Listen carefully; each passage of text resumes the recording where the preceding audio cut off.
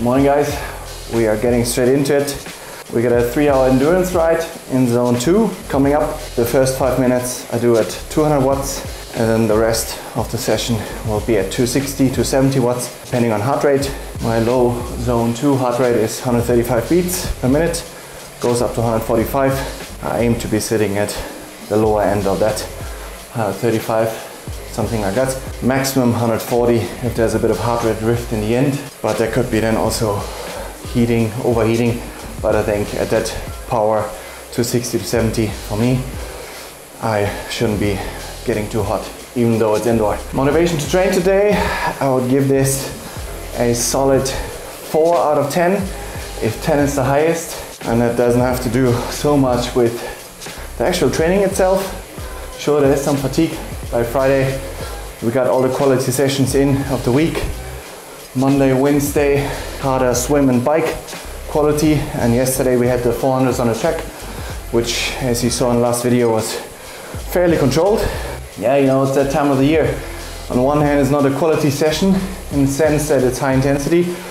But if you do Ironman training and triathlon, those long endurance sessions are really important. But yeah, it won't be easy. I'll be checking in with you every hour latest. So after hour 1, hour 2, hour 3, how are we doing? Right now it's mid-November here in Finland. And yeah, riding outside is definitely not an option anymore. But I think if you're like really demotivated to train, which again today wasn't too bad because you can always compare what you did before, how bad it's been. Let's say even when you were sick, you couldn't train or something. Then you have to be, gratitude is of course a big one that helps, but I've done some pretty stupid stuff in the past when it wasn't working. One thing I tried, you know, I'm a big fan of Kobe Bryant, his mindset, Mamba mentality and everything he did. So at some point I thought, hey, why not give that a shot? So when I was working a few years back, I got up at 4 in the morning, rode 4 to 8 a.m. the long ride, and then went full day's work and had another session afterwards in the evening, and I was wrecked. I tried that I think for a week, this rhythm, and I don't know how Kobe did it, but he's obviously wired differently, and so I definitely don't want too much heart rate drift. And a big one is for indoor riding or in general longer rides, hydration and sodium. So there are lots of electrolytes around, but most important one in the training itself, it's the sodium and not magnesium. All those have to be topped up before the session, before the race. But for the session you need the sodium mostly, and that's very individual for people. I did like with a medical machine a test with my sodium per liter you lose. You either do that with Precision Hydration and other companies. Either you do that, you go to the website Precision Hydration, they have like an online test. And for me, it was actually the same. I lose 530 milligrams per liter of sweat of sodium. And that range there is the lower range. Some people go up to 2,500 milligrams per liter of sweat. And those are the people that have always salt stains on the cycling pants. So yeah, the sodium, nailed that one. At some point I actually did a little test. It was a few years ago on Lanzarote training camp, because I was really like always thinking, I feel so bad after long rides sometimes, like, and I always thought, my fat burning is horrible, you know, must be that, I'm just not the endurance type or whatever. And then I did this test with a guy when I was there, and I saw, okay, I need the 530 milligrams, so I did a test. Okay, I want to know now, is it my fat burning? So I did a 6-hour ride on purpose, only with water, but with the exact sodium per liter of sweat. So I drank 1.2 liters, and what is that, 600-700 milligrams of sodium per hour. 6-hour ride, endurance, not zone 2, but endurance. And I came off the bike fresh as a daisy, no carbs. So yeah, my fat burning was alright, but sodium really, a lot of people think only about cramping when it comes to that, but for Ironman, so many people, just 2 of my athletes had like 1,000 milligrams loss. I think all 3 actually at this point. Some of them had 1,000 milligrams for the whole Ironman, because the normal sports drinks, there's literally sometimes 200 milligrams in per fizzy tablet. Morton has, for the 80 gram, Morton 320 has, I believe, 400 milligrams in. So even for me that's too little, and I'm on the low end. And very many of you guys will be sitting at 1,000 milligrams per liter sweat, and you bonk an Ironman or on the right already, and you wonder why, and you think, oh, my fitness, my training. It's not that. So I can only recommend for you to find out your sweat rate. I can tell you how to do that, and especially your sodium loss. Again, there's a free online test, and that thing is pretty accurate. Just a questionnaire, surprisingly it works pretty well. It's the same numbers as me. And sweat rate, the best way to measure that is a simple scale. So what you do is, for example, today I could have done it, but I'm pretty sure I'm good on my sweat rate for the temperatures. That's why I have this. So the temperature measurement here, I know the humidity of my room and the Celsius temperature, and then I can kind of get an estimate for that. But yeah, sweat loss, you go on the scale naked, dried off, so you have no extra weight. You scale yourself before the ride, then you do the ride, however long, endurance let's say, and know your power as well that you did, and the temperatures, the humidity. Write that stuff all down, then you scale yourself again after the session, again naked, dried off, and see how much did you lose. But remember, you gotta add in the fluids that you drank on top of the first number. So anyways, calculate the difference, then you know how much liter of sweat you lost at that temperature, at that humidity, at those watts. So of course, so that gives you a good estimate for if you know you're gonna race in 25 Celsius and stuff like that. So you're gonna be in the right ballpark. So I try to do all my sessions basically in the aero position, because if you do triathlon, let's say, the way the muscles work in the aero position versus sitting up is a completely different sport.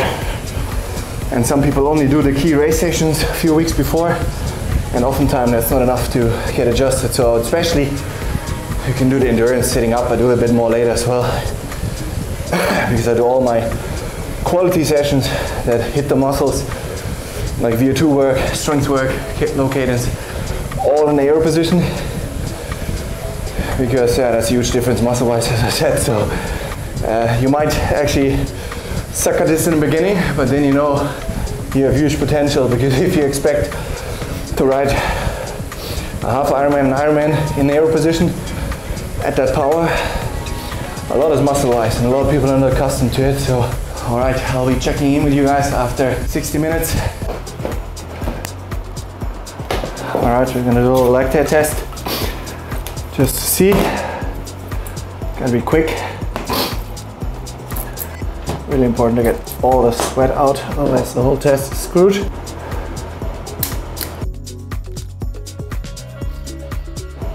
And I gotta wipe up the first one.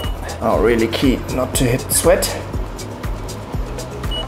Just a tiny bit. What are we sitting at?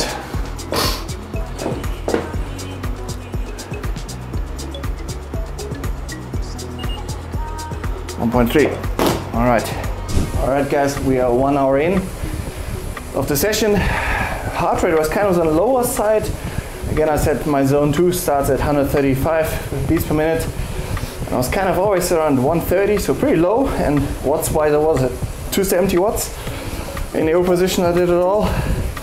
Except now I sit up, of course, to chat. But yeah, I just was a bit in doubt. So if you're in doubt, you have to see, okay, what can you do to erase doubt? You don't want to train blind. So first I calibrated the kicker again to make sure that front is doing well. Put all the Bluetooth off. Sometimes Bluetooth interferes. I still think Bluetooth isn't the gold standard with the kicker. I think it's not so accurate. The AMT Plus is better. But when I have my key sessions, Ironman race pace, I will use the power from the power meter, not the kicker, and steer the kicker with my phone. Because yeah, you want to make sure between power meter and the kicker, sometimes there can be like 10, 20, 30 watts difference. Especially at higher watt intervals, it will be 20, 30 watts difference to your power meter, aka outside.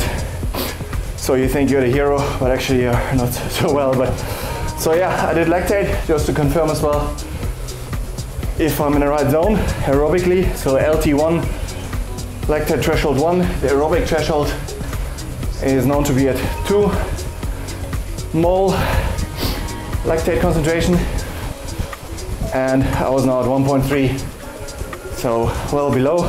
Guys, I'm back. We are 2 hours in.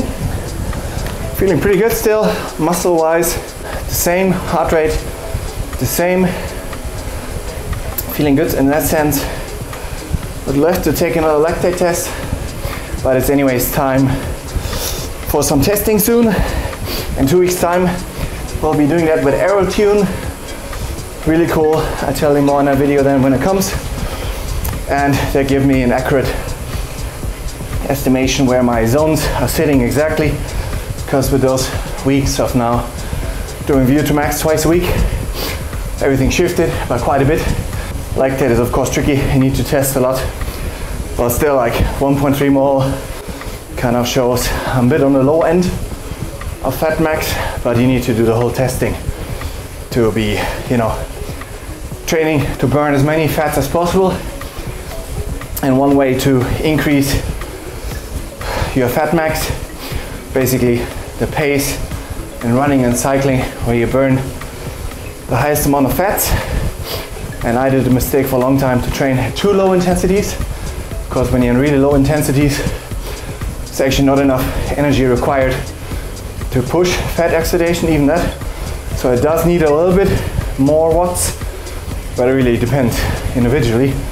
That's why I need to test. So I will be doing the AeroTune test in December, early December. So we have like a nice baseline test for the next 2-3 months for the zones. My wife will help me, we'll do it here with lactate.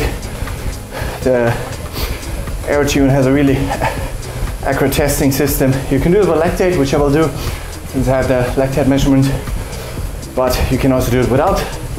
It's I think within 1% or under 1% accuracy, power-based testing. You can do it in 1 day, super easy. So if I didn't have the lactate, I would do that. And as long as you measure repeatedly with the same system, you're good. But yeah, I'm really curious to, of course, get the fat max pace, fat oxidation pace, those watts as high as possible. So what that means is when you're in an Ironman, because I mean you can pop in a lot of carbs, which I still will do, probably aiming for, which I have to train with my gut, 130 grams. And there are different theories about it. The science side blabbers up. If you go strict by science, at this state, it says 90 grams is the maximum you can take up. But I feel like if you go too extreme in science, and if you don't test it, let's say, if you know a little bit about studies, you know how many flaws they're in, and sometimes they're just behind. I would guess that the best studies out there to training are private studies from pro cycling teams. And why would they reveal the data? That's a competitive advantage for them. So I'm sure there's a lot of knowledge out there that isn't shared publicly. The idea is that in racing, although I'm gonna pop, I know Jan Frodeno pops 130 grams per hour, which he did for years, and he kept that a nice secret for Kona, and everybody blew up, and he kept pumping. I think he was one of the early guys that started using that high carbohydrate, and his coach is also the absolute science guy, and he's in pro cycling team, and he told Jan Frodeno, hey, take 130 grams on the bike. And yeah, got him a couple of Kona titles. But by now most people know that. Not all, but most people know carbohydrate intake. Try to get it as high as possible without gut issues, and having a high carbohydrate diet in daily life can apparently help. which I do have. When you think about it, very simple. If your gut knows how to take up carbohydrate a lot all the time, kind of gets efficient at that. But yeah, training wise, I want to be as accurate as possible, of course. So have that fat max pace for especially cycling, but also running, of course, to know exactly, okay, what kind of ranges, plus minus 10, 20 watts do you have to hit consistently for the next 2-3 months, 2 months latest, let's say, before test again, hit in order to get the best fat burning. Because in an Ironman, even with the high carbs, if it's an 8-hour event or under, yeah, in the last hour probably, it comes to shine how much fat and how much carbohydrate you actually use, and that's why you see a lot of blow-ups in racing.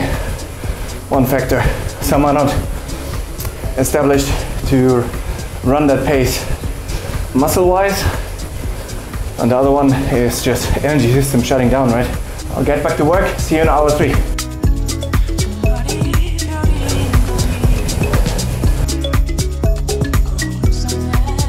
Alright guys, we have 5 minutes out before we hit the 3-hour mark. Feel really good, energy-wise, muscle-wise, good, but I noticed my breathing rate picked up, and I could see that with the heart rate as well, got a bit higher. So we started out at the low end, 132-ish, then it crept up a bit to like 138, even 140 at some point. So yeah, you want some adaptation obviously. If your body isn't at all shocked, I guess it's not a training stimulus, so for now that's good. Some of you might wonder, why are you sharing all this so transparent on YouTube? Also other pros watching maybe, like why do you share all this? The reason is I cannot be concerned what anybody else is doing, really. This is only about my journey, my progress. So if somebody else is better than me, I cannot be demotivated by that. When I am better than someone else, even when I'm on the top of the podium, I cannot allow myself to be content. The only thing that matters to me is basically my numbers. This is the only thing that keeps you accountable. What are your swim splits in training? Make them better.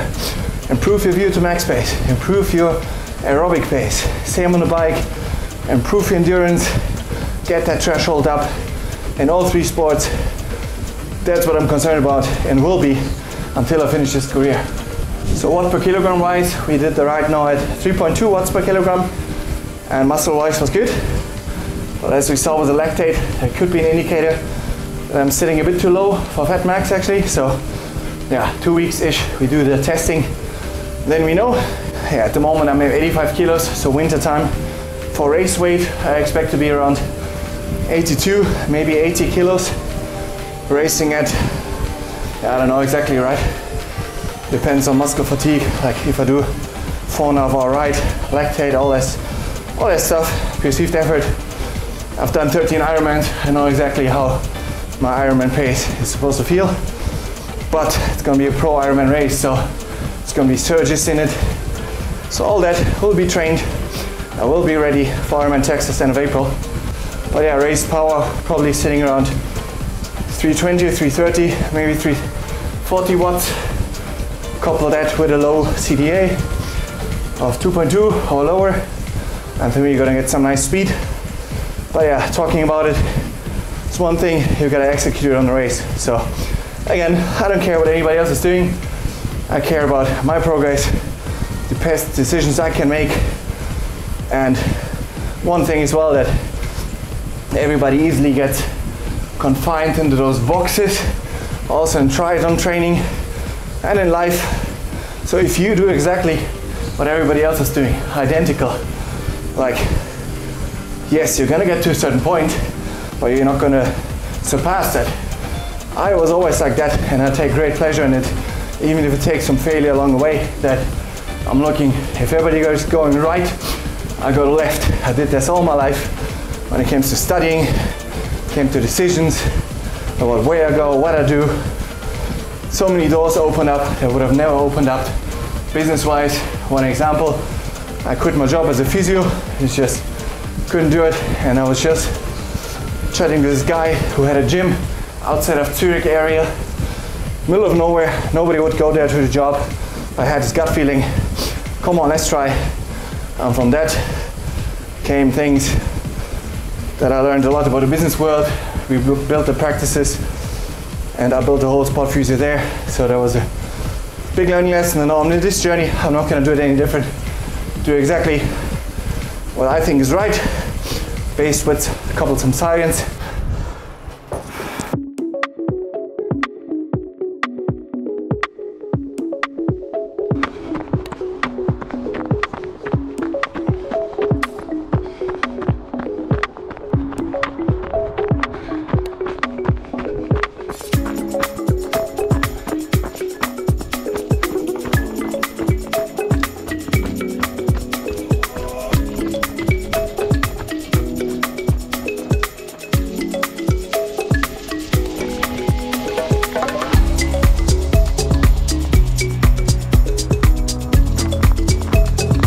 Good day in the bank. Thanks for keeping me company during the long ride. Didn't feel too long at all. Really happy about that. Lots more long rides to come in the future. 3 hours, 4 hours, 4.5 hours, all indoors before Ironman Texas. I hope you guys enjoy your training as well. Like this kind of content, feel free to drop a like, put a comment below, and I'll see you in next week's video. See ya.